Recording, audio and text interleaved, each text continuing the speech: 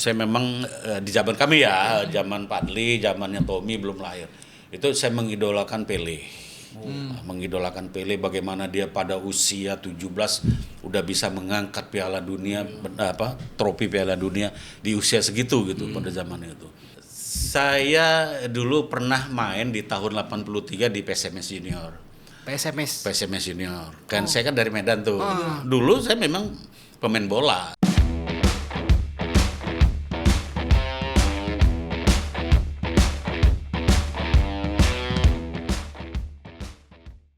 Bapak Sukendra, yeay, telah hadir Tribuners ya. Kayak yel-yel gol aja ya. Karena kan pas kita bakal ngomongin masalah Piala Dunia nih, Pak. Oh, siap. Ya, Bapak Sukendra Mas ini masih aktif sebagai dosen, Pak ya. Ya. Dosen jurusan Pendidikan olahraga dan kesehatan. Dulunya Ya. Porkes ya. Porkes. Sekarang udah diganti.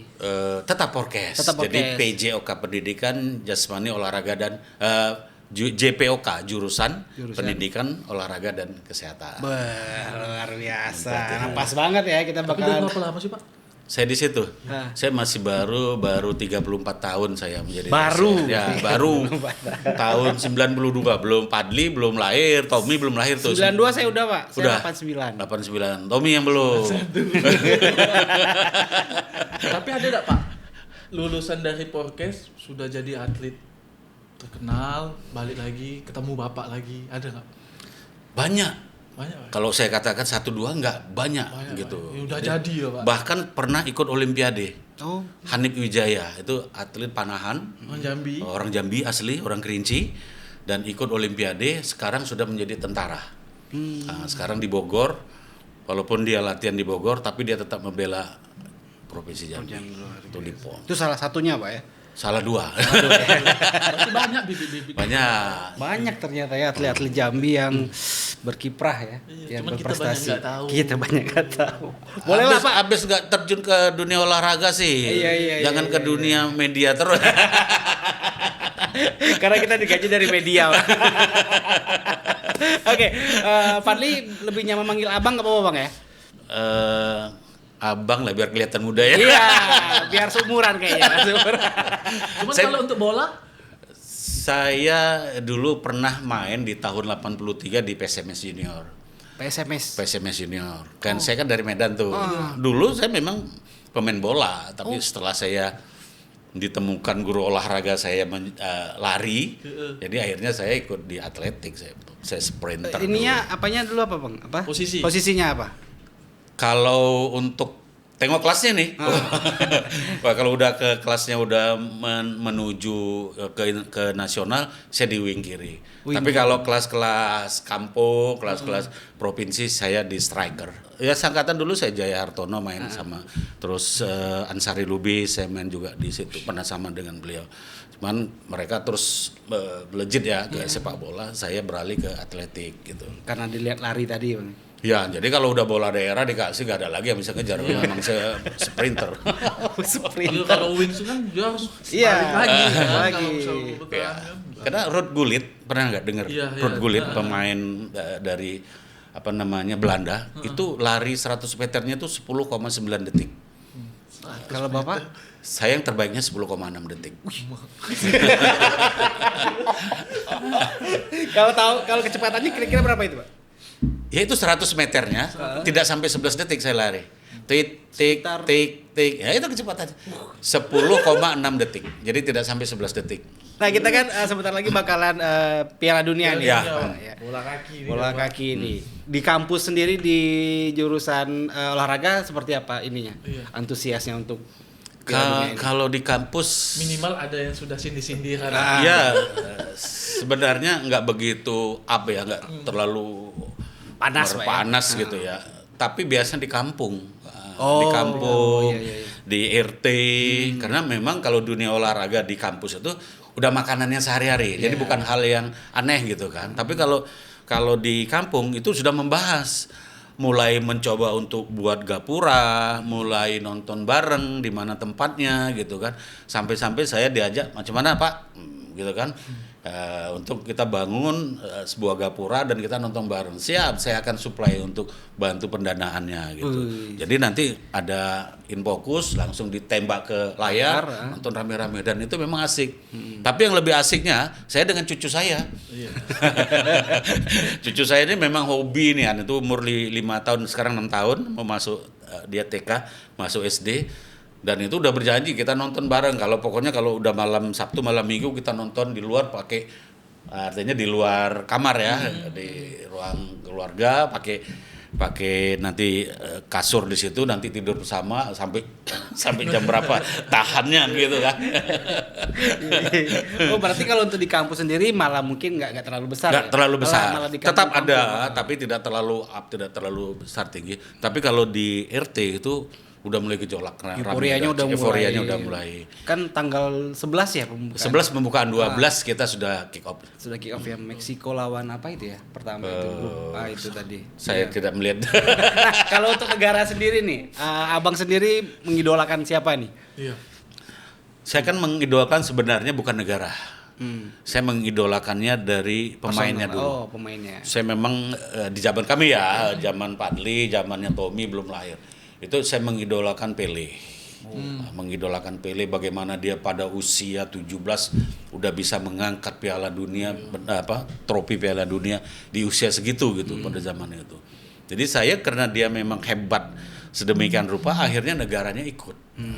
Ikut. Jadi memang saya dari dulu tuh ya Brazil sih gitu, udah 4 kali dia, 4 apa 5 ya, 4 kali dia meraih Piala Dunia. Ya. Saya agak melirik-melirik lagi nih, Prancis nih kayaknya nih, ada Mbappe ini kan. Ada Mbappe, karena pada Piala Dunia yang lalu Mbappe kan masih underdog, masih di bawah bayang-bayang Messi, masih di bawah bayang-bayang Ronaldo. Tapi dengan adanya Ronaldo sudah naik usia, udah 38 gitu, Messi 36, ini zamannya Mbappe untuk mengangkat trofi untuk Prancis. Oh, jadi sekarang udah berpindah ke Prancis nih. Agak sedikit geser lah gitu ya. 51% itu Prancis, 49 masih Brazil. Emang kan kalau pemain Brazil kan masih ada yang bagus-bagus lagi Betul, selain Neymar. Tapi ya tidak begitu terkenal sekarang ya, masih ya kayak apa namanya? Ya mereka standar-standar, tidak menonjol bintang-bintang. Sebenarnya setiap Piala Dunia itu akan lahir satu bintang-bintang gitu, akan lahir bintang dan akan redup bintang itu kan gitu, akan redup bintang itu. Nah, kita kan masih udah habis masanya Messi dengan Ronaldo. Kalau kita lihat nilai-nilai mereka sudah di bawah 80. Sekarang nilai-nilai Mbappe itu udah di 90-an gitu. Zamannya udah mulai habis. Skor-skor tengok kalau di di televisi gitu kan. Saya selalu dampingi cucu saya nengok nilai-nilainya gitu. Tahun 2025 nilainya segini, 2026 gitu kan, penilaian-penilaian itu. Jadi saya mengamati seperti itu gitu. Memang saya menghidupkan, karena di olahraga khususnya di sepak bola itu semuanya ada. Semuanya ada. Sportivitasnya ada. Jadi mengakui keunggulan lawan itu ada. Terus menghargai peluang kawan. Jadi dalam sepak bola apabila kita menendang ke gawang, kita punya peluang ini 70%. Tetapi kawan punya peluang 99%.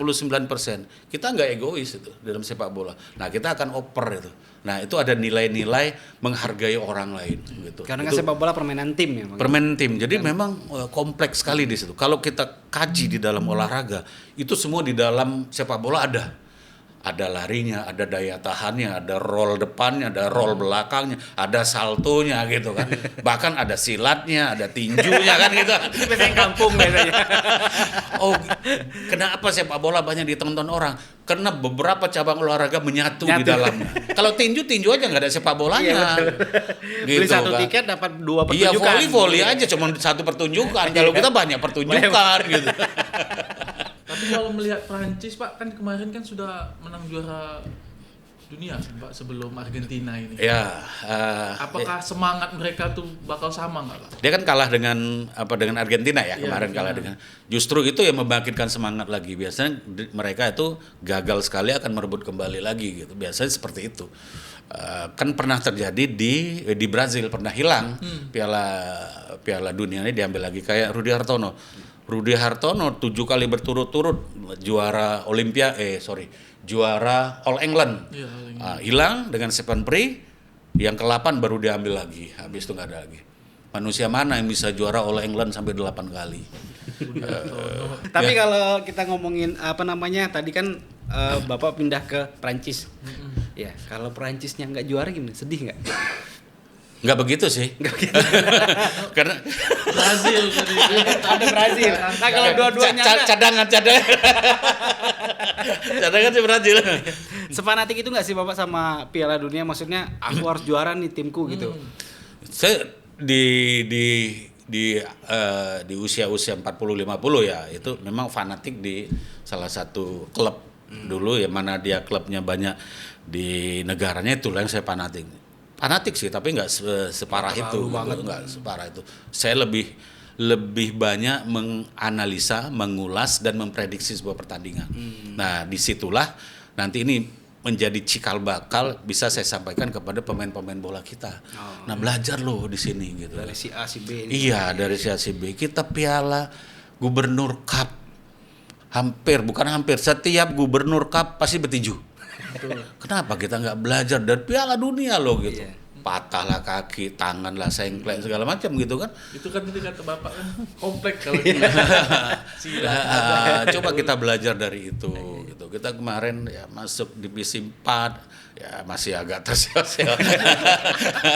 Masih jauh gitu. Nah, ini adalah momen untuk atlet-atlet sepak bola kita khususnya di Jambi untuk belajar dari Piala Dunia. Dan mereka menghargai loh. Karena menghargai Tommy, menghargai Fadli. Bagaimana kalau aku patahkan kaki Fadli, berarti Fadli nggak bisa main lagi. Masa depannya habis. Udah tidak bisa penghasilan lagi, dan mereka itulah kita contoh. Naturalisasi ini contoh kita gitu. Dengan pemain lokal kita. Tengok pemain-pemain naturalisasi. Saya sakit hati waktu kita dengan Bulgaria kita kalah 1-0. Itu gol penalti. Padahal Bulgaria itu 4 kali ikut Piala Dunia. Tapi pemain-pemain kita tidak ada yang protes keras itu.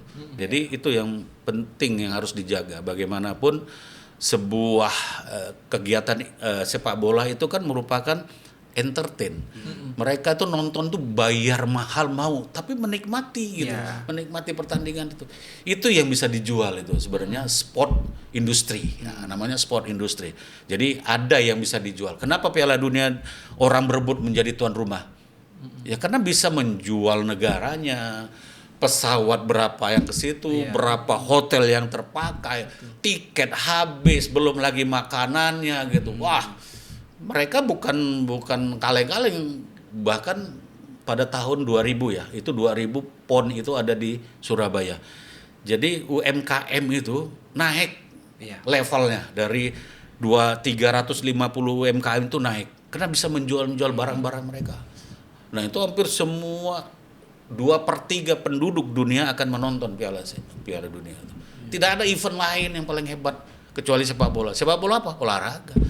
Jadi olahraga itu memang bisa dijual. Sebenarnya di sini bisa dimanfaatkan, jual jersey, yang mana kita nonton bareng. Misalnya Pak Gubernur gitu ya menonton bareng. Di dekat situ ada jual jersey, tidak boleh jual tempat lain. Jadi UMKM itu bisa hidup. Misalnya Pak Wali Kota ingin nonton bersama gitu, atau Ketua KONI atau Kadispora yang pokoknya ada kaitannya dengan olahraga nonton bareng. Dijual, harus pakai baju seragam. Nah, ini kan juga menambah income gitu untuk UMKM kita. Banyak momen, apalagi nonton di luar, orang kacang rebus, telur asin kan. Sepele memang, tapi penghasilan menambahkan lumayan gitu. Biasanya sampai kan Bapak kan sebagai dosen juga nih. Piala Dunia sudah main, terus sampai ke ini nggak sih? Apa namanya, sindir-sindiran lepas lagi ngisi kelas nggak sih? Sama mahasiswa. Kalau sindiran nggak mahasiswa, tapi dengan sesama dosen. Dia pegang mana kan?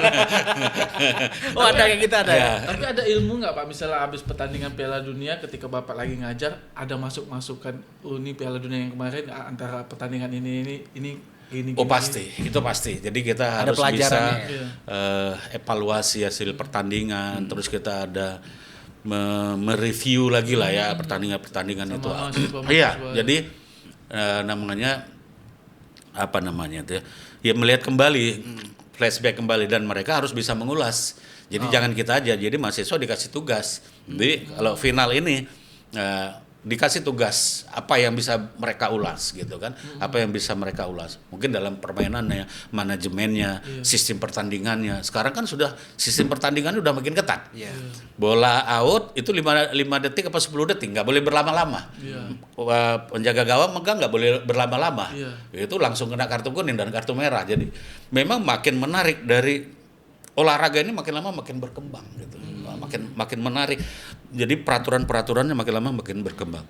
Jadi itu tetap menganalisa. Jadi tolong analisa pertandingan A dengan B ini, tolong dianalisa.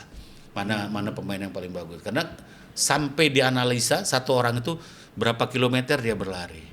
Jadi memang ternyata pemain yang paling banyak berlari itu adalah pemain tengah, gelandang. Itu sampai 6 sampai 8 km dalam 45 menit pertandingan sampai 90 menit pertandingan. Itu dianalisa. Yang nggak banyak berlari itu cuma penjaga gawang kan gitu. Sampai sebegituan. Kasihan mahasiswanya nggak nonton. Coba kamu Tommy jelaskan pertandingan semalam, Pak. Saya nggak nonton. Jalan ke Bungo. Itu namanya PUOR. PUOR itu pengetahuan umum olahraga. Jadi harus apa yang sedang update mereka harus tahu. Begitu ditanya nggak tahu, ngapain kamu jadi sarjana olahraga kan gitu. Jadi harus update. Kebanyakan juga mahasiswa kan lulus bisa jadi wasit juga. Ya kebanyakan wasit, ada pelatih gitu. Hampir rata-rata wasit-wasit yang di Jambi ini ya mahasiswa-mahasiswa kita, terutama yang perempuan, cewek-cewek itu hampir lulusan dari kita semua itu. Wasit wanita. Di Unja sendiri Pak, yang cewek fanatik bola banyak nggak Pak? Sangat banyak. Banyak. Ya. Kalau yang olahraga itu agak agak maskulin dia. Yang ceweknya agak berotot dikit kan. Sekarang kita ngomongin olahraga di Jambi. Menurut pandangan Bapak dosen lah ya, gimana nih perkembangan olahraga sepak bola khususnya sepak bola di Jambi ini seperti apa? Apakah makin suram ataukah ada apa yang harus dirubah? Atau kan kita lapangan ada nih, ada beberapa sudah lapangan. Lapangan udah ada nih, bagus. Jadi Jambi itu setelah 65 tahun baru ada stadion bertaraf nasional yang namanya Suwarna Bumi. Itu pun belum selesai. Ya, harus ada. Pada tahun 1962 ada satu kisah. 1962 kita menjadi tuan rumah Asian Games yang kedua. Sebelum itu dibangunlah stadion Senayan. Pada saat itu Bung Karno membangun itu. Pada saat itu kan negara sedang kurang bagus-bagusnya. Perekonomian kita kurang. Tapi Bung Karno nggak mau peduli. Yang penting aku bangun stadion untuk menunjukkan kepada dunia bahwasannya Indonesia ada. Melalui apa? Melalui olahraga. Dia bangun tuh stadion tuh tahun 60, orang Soviet yang bangun tuh. Jadi stadion itu dibangun, akhirnya sekarang apa terbukti? Itulah stadion yang kebanggaan kita. Itu terjadi juga seperti ini. Pak Gubernur bangun banyak yang cakap, kan nggak bagus nih begini. Tapi nggak peduli Pak Gubernur bangun tuh. Dan ini terbukti. Baru pertama itulah Piala Gubernur, ramenya manusia dan ditayangkan langsung oleh TVRI dan masuk TVRI Sport pula itu. Belum pernah sejarahnya sepak bola Jambi masuk TVRI Sport langsung live gitu. Nah, jadi sebuah negara majukan olahraganya. Itu konsep tuh. Jadi makin maju negara itu, kebutuhan olahraga itu makin tinggi. Jadi kebutuhan seseorang makin tinggi, taraf ekonomi seseorang makin tinggi juga kebutuhan olahraganya. Iya, betul. Ya kalau orang ekonominya rendah, dia hanya memikirkan bagaimana makan hari ini. Bagaimana bisa hidup hari ini. Tapi kalau ekonominya tinggi, bukan makan minumnya lagi, tapi bagaimana kondisi tubuh dia tetap bugar kan gitu. Nah, jadi balik cerita lagi ke sepak bola kita, khususnya di Provinsi Jambi, sebenarnya pendanaan. Jadi dana itu berbanding lurus dengan prestasi. Bukan orangnya Pak ya? Bukan, dananya dulu. Jadi bangun stadion, bangun lapangan-lapangan ada. Di Jerman itu setiap kabupaten itu ada 15 stadion yang bertaraf internasional. Setiap kabupaten? Setiap kabupaten di Jerman. 15. Internasional. Okay. Kita provinsi baru nasional. Nah, jadi mereka bangun itu. Jadi sarana prasarana itu bangun. Jadi anak-anak kita coba tengok Sabtu sore, hari Minggu, atau nanti Minggu pagi di kantor gubernur atau stadion mini. banyak manusia main di situ. Klub ini, SSB ini, wah rame gitu. Cuman mau passing, bolanya loncat-loncat, lantainya apanya nggak rata, rumputnya nggak rata gitu. Jadi itu yang terkendala kita. Apalagi kalau kemarin main masih di KONI, kalau hujan, udah main lumpur. Kalau panas, waduh, debu kan gitu. Nah ini yang menjadi kendala. Begitu main kemarin, kenapa mau nasional menayangkan? Karena lapangannya bagus. Karena stadionnya bagus. Berarti olahraga Jambi khususnya sepak bola harapan tuh Punya pasti potensi. Saya bilang anak-anaknya punya potensi. Skill-skillnya lumayan bagus. Cuman saja belum tersentuh. Saya lihat postur-postur tubuhnya itu sudah mumpuni gitu. Cuman apa? Kompetisinya nggak ada. Jadi di dalam olahraga khususnya sepak bola bisa diukur itu dengan kompetisi. Tidak ada kata lain. Pemain-pemain bola itu udah kompetisi terus itu. Mereka udah mau Piala Dunia baru dikumpuli. Dari klub A, klub B, klub Barcelona, ini Liverpool segala dikumpul jadilah tim. Nah, kalau kita tidak ada kompetisi macam mana gitu. Nah, ini ya Liga 1 untung aja lah ada yang ngurusin gitu kan. Jadi itu Tribuners intinya tuh jangan salahkan pemerintah aja. Kalau misalkan sepak bola kita mau maju, semuanya harus bekerja sama. Gotong royong. Kayak Tommy kemarin habis nyumbang bola, minimal nyumbang bola dulu. Minimal ya kan? jangan nyusahin lah. Kalau tidak bisa bantu apa-apa, jangan nyusahin gitu. Bantu support. Oke, Pak, mungkin terakhir nih mungkin pesan Bapak. Cepat sekali. Emang berapa? Pesan Bapak dosen nih untuk khususnya sepak bola nih, sepak bola Jambi kah ataupun masyarakat di yang sedang menonton kita saat ini, pesannya apa untuk kita nih sama-sama membangun Provinsi Jambi melalui sepak bola ataupun melalui olahraga, seperti apa pesannya Pak? Ya, sebenarnya kata kunci itu yang penting adalah berlatih ya, berlatih walaupun dengan kondisi kita kayak gini, pemain-pemain itu akan muncul bukan tiba-tiba tapi merupakan proses gitu. Proses didapat. Nah, kita kan punya pemain-pemain zaman-zamannya dulu yang hebat juga sampai ke yang ngetop ke sampai namanya pun saya lupa. Sampai ke level nasional. Jadi artinya berlatih jangan minder dengan yang lain. Berlatih terus, pasti talent scouting dari nasional tuh selalu melihat ke daerah-daerah. Nah, nanti ada U13, 13-15, ada U16. Nah, ikutin itu. Nah, kalau memang itu kita berlatih dan jangan hanya puas berlatih di klub, tapi tambahkan lagi latihan itu. Tambah fisik, jogging segala macam itu penting. Dan yang penting di dalam berolahraga itu kan harus bergerak gembira gitu. Dan yang kedua harus BBTT. Apa itu? Baik, benar, terukur dan teratur. BBTT baik, ya, latihanlah baik itu ya kalau memang baik sesuai dengan bakat kita ya sepak bola itu baik. Olahraga bola voli itu baik sesuai dengan bakat kita, sesuai dengan yang kita inginkan. Benar tuh benar ya latihannya kalau pagi, jangan jam 12 siang kita latihan kan gitu. Itu tidak benar gitu. Baik. T-nya itu terukur dan teratur. Teratur sering tapi tidak terukur. Karena selama ini ada satu sisi yang ada kesenjangan, saya lihat pelatih-pelatih itu tidak terukur dalam latih. Tidak terprogram. Jadi hari ini apa? Harus ada peningkatan. Misalnya hari ini jogging 3 kilo, besok seminggu kemudian harus 3 kilo schedule-nya harus lengkap. Harus ada namanya, itulah yang terukur. Jadi kemampuan orang. Penjaga gawang inilah latihannya. Penyerang ini latihannya harus terukur dan itu harus ada programnya, nanti progresnya harus bisa dilihat. Jangka pendek, jangka menengah dan jangka panjang. Itu yang harus dilihat. Jadi dua kunci, yang pertama latihan terus, jangan mau kalah dengan yang lain. Yang kedua latihan secara BBTT, baik benar terukur dan teratur. Yang ketiga support dana, ini yang penting harus dicari. Support dana. Sudah BBTT, sudah latihan baik, nggak ada dana. Ngapain? Macam mana mau berangkat kan gitu kan, nggak ada. Hasilnya apa? Orang tuanya yang menyandang, anaknya sudah latihan. Rata-rata seperti itu. Jadi support dari orang tuanya. Tapi luar biasa memang orang tuanya yang memang memasukkan anaknya udah nunggu dari pagi sampai jam 10 pulang, begitu berangkat orang tuanya juga yang support. salut kita nengok orang-orang tua di Jambi. Oke, terima kasih Pak udah datang ke studio kami. Mudah-mudahan apa yang Bapak sampaikan tadi didengar lah ya sama atlet tuh. Kayaknya cocok jadi untuk atlet tadi ya. BBTT tuh. Dan yang paling penting nomor 3 tadi pendana.